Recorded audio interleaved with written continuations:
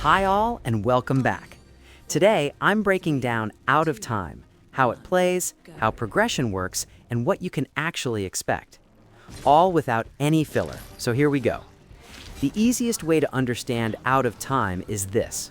It's a co-op roguelite built around short, timed runs with long-term progression coming almost entirely from gear. You jump into focused missions, return to a shared hub, upgrade your build, and go again.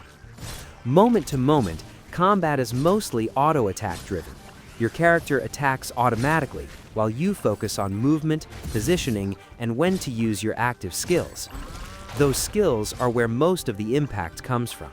Abilities tied directly to your gear, with cooldowns and effects that can completely change how a run plays. Builds don't just work on their own, they start to take on clear roles. Through gear, one player can end up acting as a frontline tank, another as a pure damage build, and another as a support that exists mainly to amplify the rest of the team. Those roles aren't locked in by classes, but they emerge naturally based on what everyone equips. Every run drops you into a fractured map where time periods overlap. Medieval enemies, modern weapons, wasteland tech, all mixed together.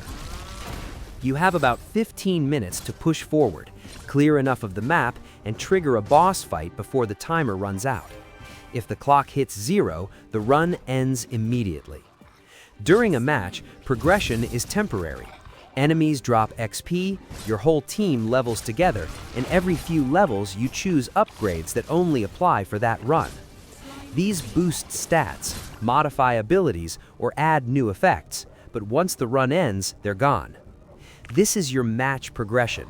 It's about momentum, synergy, and making the right choices under time pressure. What really defines the game, though, is what happens between runs. Out of Time plays a lot like an action RPG when it comes to gear. Weapons, armor, boots, helmets, everything you equip defines your stats and your abilities. There are no locked classes. Your build is whatever your gear turns you into. A tank, a healer, a damage dealer, or some strange hybrid that only works because your items line up. After each run, you return to the hub called Infinitopia. This is where meta progression lives. Resources you collected during runs are used to permanently upgrade your gear, unlock stronger versions, and push into higher difficulties. You're not just getting better at the game, your character is objectively stronger because of the investments you make. And yes, this is where the grind comes in a good way. You're replaying content with purpose, chasing better gear, stronger synergies, and cleaner runs, rather than resetting back to 0 every time. Co-op isn't optional here. It's built directly into the systems. The clearest example is the tether mechanic. Your team is linked by a shared radius. Stay close together, and everyone benefits from buffs and bonuses. Move too far apart, and you start taking damage. Tanks make everyone tougher. Damage builds boost the whole group. Healers contribute just by staying near the team. It forces real coordination. Teams that move together feel powerful. Teams that don't usually collapse fast. There is a social hub, and you will see other players there, but it's purely a meeting and preparation space. You group up, tweak builds, and jump into runs together. Everything that matters happens inside those timed missions.